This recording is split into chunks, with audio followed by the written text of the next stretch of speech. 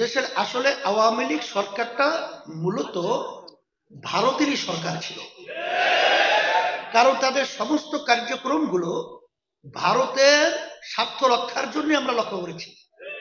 আমার দেশের স্বার্থের লক্ষ্য তাদের মাধ্যমে আমরা তেমন একটা দেখি নাই। এরপরে বর্তমানে যে চলছে, আমি সেদিনকারও বলেছিলাম, আজকেও বলছি যে বর্তমানে যে অন্তর্বর্তীকালীন সরকার রয়েছে তারা কিন্তু আমাদের এই ছাত্র জনতার অভ্যুত্থান যে 5ই আগস্ট বাংলাদেশে হলো, সেখানে হাজার হাজার মায়ের কোল খালি হলো, হাজার হাজার আমার ভাইয়েরা, আমার ছাত্ররা পঙ্গু হয়ে গেল, চক্ষু হারালো, এখনো মায়ের কান্না বন্ধ হয় নাই। কিন্তু তখন আমরা দেখছি এই সরকার তো অগুছালো অবস্থায় তারা দেশ পরিচালনার দায়িত্ব পালন করতেছে।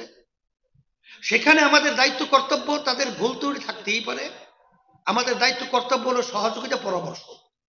কিন্তু তাদেরকে অস্থিতিশীল করে তারপর তাদের থেকে দাবি আদায় করে নেওয়ার জন্য এক পর্যায়ে আমি বলবো যে গত ফ্যাসিস্ট সরকার 2024 নির্বাচনে যে প্রকারই হোক তারা কিন্তু সরকার গঠন করে ফেলেছিল।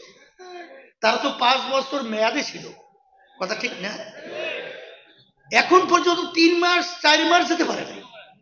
এর ভিতরে আমাদের যে তাড়াহুড়া, এর মাধ্যমে কিন্তু এই সরকার সুন্দরভাবে দেশ পরিচালনার যে সুস্থভাবে দায়িত্ব পালন করবে, এটা অনেক অংশে কিন্তু আমি বলবো ব্যাহত হয়েছে। এবং এর মাধ্যমে কি হলো, বারবার ফ্যাসিস্টের দোসররা সর্বত্র সব জায়গায় কিন্তু তারা কিন্তু ঘাপটি মেরে বসে আছে। সুযোগ পাবে দেশের সবল বাড়বে, সেই সবলই আমাদের দেশকে অশান্তি করার জন্য বিভিন্ন প্রক্রিয়ায় তারা কিন্তু তাণ্ডব চালিয়েছে। আল্লাহর রহমতে তারা কিন্তু তাদের তাণ্ডব বাস্তবায়ন করতে পারে না।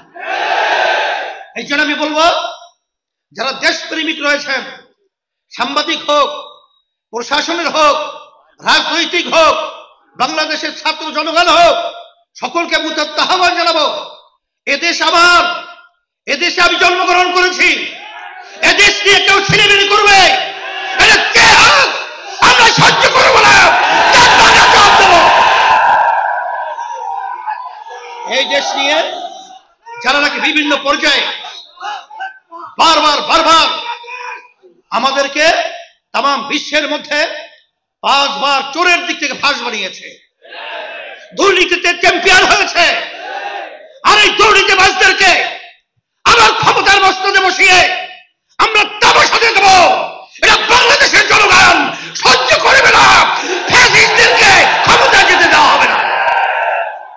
সেই লক্ষ্যে আমি সর্বশ্রেণীর সকলকে আমি আহ্বান জানাচ্ছি, আসেন আমরা সবাই একত্রিত হই এবং সুন্দর দেশ গড়ার জন্য একমাত্র তার রক্ষা কবচ হলো তার নীতি আদর্শের নাম হলো ইসলাম। আর এই সুন্দর দেশ পরিচালনা করার জন্য নির্বাচন পদ্ধতি হবে পিয়ার সিস্টেমের নির্বাচন। বাংলার জমিনে নির্বাচন হতে পারবে না। ৫৫ বছর বাংলাদেশের স্বাধীনতার পরে ইতিহাসে আপনারা জানেন যারা রাষ্ট্র পরিচালনা করেছিল, এরা আমি বলবো অনেক অংশে তারা কিন্তু দেশের দরদি হিসাবে কাজ করেছে, এটা তারা প্রমাণ করতে পারে নাই। আল্লাহ রাব্বুল আলামিন বলেছেন, জিহাদ করো করার মতো। বাংলাদেশে সফর করার পরে আমার কাছে যেটা আলহামদুলিল্লাহ পরিষ্কার ধারণা এসেছে, ইসলামী আন্দোলনের জন্য এখন মাঠ অনেকটা আলহামদুলিল্লাহ উর্বর অবস্থায় তৈরি হয়েছে, অপেক্ষা করছে।